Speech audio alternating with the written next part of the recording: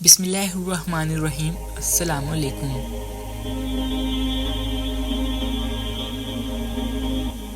ایک دن میں دفتر میں بیٹھا ہوا تھا کہ گارڈ کا فون آیا کہ سر کسی کالج کی لڑکی آئی ہے اور وہ کہتی ہے کہ مجھے مکیش امبانی سے مجھے ضروری کام ہے، میں کیا کروں؟ میں نے کہا واپس بھیج دو اور کہو سب مصروف ہیں۔ کچھ دیر بعد میری سی ٹی وی کیمرے کی اسکرین پر نظر پڑی تو وہ لڑکی گارڈ کو فون کیا کہ یہ گئی کیوں نہیں ہے۔ وہ بولا سر بہت شور کر رہی ہے کہ مل کر ہی جاؤں گی ورنہ 5 بجے تک یہیں بیٹھی رہوں گی۔ میں نے اپنے سیکرٹری کو کہا کہ اسے میرے کمرے میں لے آؤ۔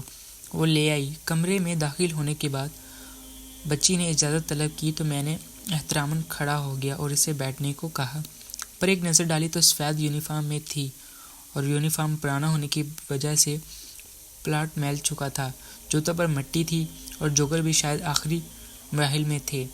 دیکھتے میں لگتا تھا کہ بچی کافی پیدل چل کر آئی تھی۔ چہرے کی طرف دیکھا تو ہونٹ خشک تھے اور ماتھے پر دوپٹے کے نیچے پسینے کے نشانات گرمی اور مٹی کی وجہ سے ایسا ہی تھا۔ میں نے اٹھ کر اسے ایک گلاس پانی دیا جو اس نے شکر ادا کیا اور پی لیا۔ میں نے کہا ہر این جی او میں یہ کام نہیں کرتی بلکہ مخصوص ادارے ایسا کام کرتے ہیں۔ لیکن کیوں؟ وہ بولی مجھے پڑھنا ہے اور میرے بابا کے پاس پیسے نہیں ہیں۔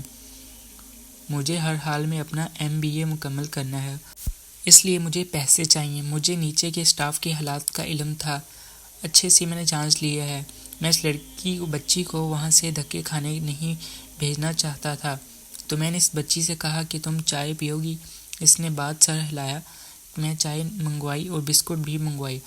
وہ بسکٹوں پر ٹوٹ پڑی۔ چائے پینے کے بعد ران وہ کہنے لگی کہ میں تیار ہوں۔ میں یہ سن کر مسکرانے لگی۔ وہ حلف نامے پر دستخط کرنے کے لیے تیار تھی۔ میں نے اس سے پوچھا کہ تمہارے بابا کیا کرتے ہیں؟ وہ بولی آئی جی آفس میں ہوتے تھے، ابھی ریٹائرمنٹ لے لی ہے۔ کہتے ہیں میرے پاس جو تھا خرچ لیا، اب بیٹیوں کو پڑھانے کے پیسے نہیں ہیں۔ میں سوچ میں پڑ گیا کہ آئی جی آفس کا بندہ ایسا کہے کہ کوئی 2 نمبری ہوگی بچی کی، ورنہ باپ ایسا کیوں کہے گا؟ دوسرا میں نے سوچا کہ یہ بچی جذباتی ہے، شکر ہے یہ میرے پاس آئی ہے، اگر کسی اور کے ہاتھ چڑھتی تو شاید آمدن کا کوئی اور ذریعہ سکھاتا اور ان کی آنکھوں کی چمک اب ختم ہو جاتی۔ کچھ دیر بعد میں کمرے میں آیا اور اس بچی سے کہا کہ صاحب کہہ رہے ہیں کہ میں ایم بی بی اے کی فیس مکمل پے کروا دوں گا، لیکن شرط یہ ہے کہ کل آپ کے ابو ساتھ آئیں اور مجھ سے ملیں، اور ساتھ آتی ہے تو ٹھیک ہے ورنہ جو دل میں آئے کرتی پھرے۔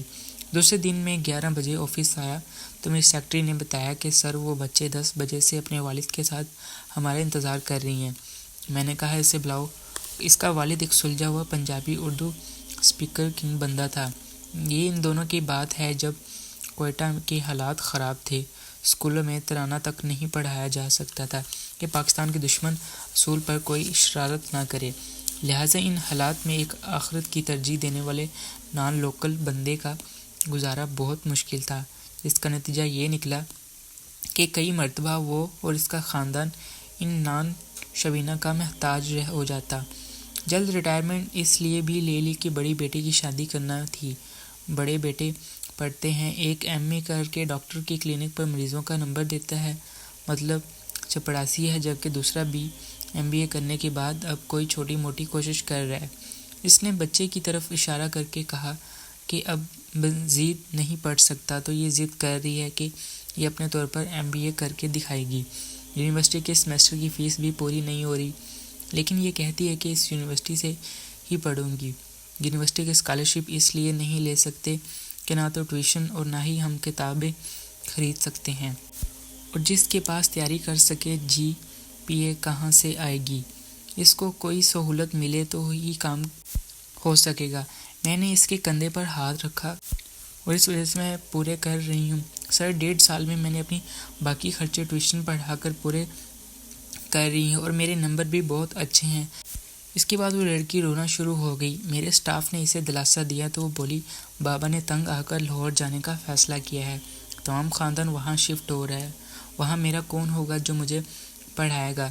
میں نے بابا سے کہا کہ میں نہیں جاؤں گی، یہاں ہاسٹل کے پیسے ہیں اور وہاں اگر میں جاتی ہوں تو ٹیوشن نہیں پڑھا سکوں گی کیونکہ یونیورسٹی 9 سے 5 ہے اور باہر جاتے واپس آتے رات ہو جائے گی، میرے پاس سواری بھی نہیں ہے اور کوئی فیس بھی نہیں دے گا، اس لیے میں خوش کرنے کے لیے کہا ہے تو بے فکر ہو کر پڑھو۔ جب وہ چلی گئی شاید 2 سال بعد اس کی کال آئی، سر آج رات میرا ٹیلی ویژن پر انٹرویو ہے، ضرور دیکھنا۔ میں نے پوچھا اب کیا کر دیا تو نے؟ وہ ہنسی اور کہا کہ مجھے گولڈ میڈل ملا ہے۔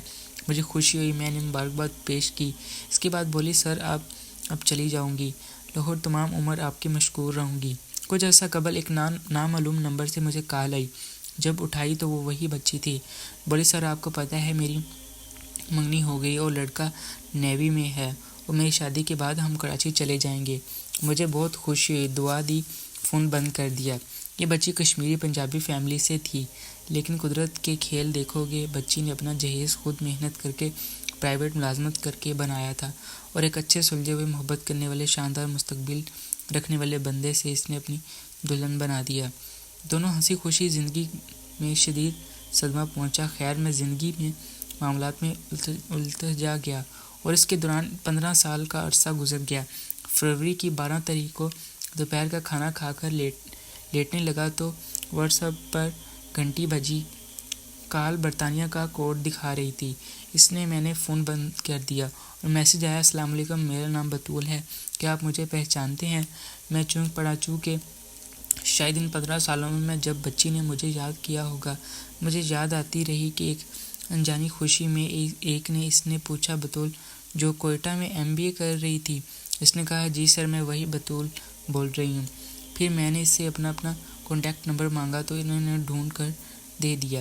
سر آپ سے بات کر کے مجھے بہت اچھا لگا، یہ سب وہ ایک سانس میں بول گئی۔ میں نے پوچھا کہ اب تم کیا کر رہی ہو؟ وہ بولی سر اس وقت انگلینڈ میں دنیا کی 5ویں بڑی اینٹ کمپنی میں اعلیٰ عہدے پر کام کر رہی ہوں، میری شادی بھی ہو چکی ہے اور 11 سال کی میری بیٹی بھی ہے۔ سر آپ کو پتہ ہے جب میں نے پوچھا تھا کہ آپ کو پیسے کیسے واپس کروں گی تو آپ نے مجھے ایک بات کہی تھی۔ وہ بھی بات کرتے ہوئے بہت خوش ہو گئے، بالکل جیسے پہلے دن مل کر MBA کرنے کے لیے پرجوش تھی۔ میں شاید بھول چکا تھا کہ اس نے کہا کہ میں نے کیا کہا تھا۔ بولی سر آپ نے کہا تھا کہ جب پیسے آ جائیں تو کسی اور بچے کو MBA کرا دینا۔ میں نے یہ سن کر سوچ میں پڑ گیا کہ مجھے جیسا عیاش انسان ایسی بات کیسے کر سکتا ہے۔ خیر یہ سوچ کر خاموش رہا کہ اس وقت جذبات میں کہہ دیا ہوگا۔ وہ بولی سر آپ کو پتہ ہے میں نے ایک نہیں 5 نوجوانوں کو اعلیٰ تعلیم دلوائی ہے، اور ایک نوجوان تو ایسا بھی تھا جس نے اپنی بہن کی خاطر اپنی تعلیم چھوڑ دی۔ جب مجھے اس نوجوان کے بارے میں معلوم ہوا تو مجھے حیرت ہوئی، کیونکہ وہ ایک گولڈ میڈلسٹ تھا جس نے ہر کلاس میں نمایاں پوزیشن حاصل کی تھی۔ میں نے اس کے کلاس فیلو سے اس کی تعلیم چھوڑنے کی وجہ پوچھی تو انہوں نے کہا کہ اس کی بہن کی شادی تھی، لیکن اس کے باپ کے پاس اتنے پیسے نہیں تھے، وہ اپنی بیٹی کی شادی کر کے اور نہ جہیز خریدنے کے پیسے بھی تھے۔ میں نے اس نوجوان کا پتہ پوچھا اور خود اس کے پاس گئی۔ میں نے اس نوجوان سے کہا کہ تم اپنے سیمسٹر کی فیس اسے دے دو، اور اس کے علاوہ ہوٹل میں کام کرنے لگ گیا۔ میں نے سوچ رکھا تھا کہ بہن کے لیے کچھ رقم اکٹھی کر لوں گا اور اس کے بعد دوبارہ اپنی تعلیم جاری رکھوں گا، لیکن جتنی تنخواہ مجھے اس ہوٹل سے مل رہی ہے اس طرح تو مجھے کئی سال لگ جائیں گے۔ رقم اکٹھی کرنے میں میں نے اس نوجوان سے کہا کہ تم اپنی بہن کے بارے میں فکر مند نہ ہو، تم اپنی تعلیم جاری رکھو، اس ہوٹل میں کام کرنا بھی چھوڑ دو، تمہاری بہن کی شادی اور اس کے تمام اخراجات میرے ذمہ ہیں، وہ میں اٹھوں گی، اس کے جہیز کا بندوبست بھی میں ہی کروں گی۔ یہ سن کر اس نوجوان کی آنکھوں میں خوشی کے آنسو آ گئے تھے۔ اسے میری باتوں کا یقین نہ آیا، کہنے لگا میڈم آپ میرے لیے ایک فرشتہ بن گئی ہیں، میں آپ کا یہ احسان زندگی بھر نہیں بھولوں گا۔ میں نے اس سے کہا کہ میں تجھ پر کوئی احسان نہیں کر رہی، جس نے مجھ پر احسان کیا تھا میں اس کا بدلہ چکا رہی ہوں۔ کسی فرشتہ صفت انسان نے آج سے کئی سال پہلے مجھ پر بھی ایک احسان کیا تھا اور میرا خواب پورا کیا تھا۔ سارے کچھ دنوں بعد اس نوجوان کا والد بھی میرے آفس آیا۔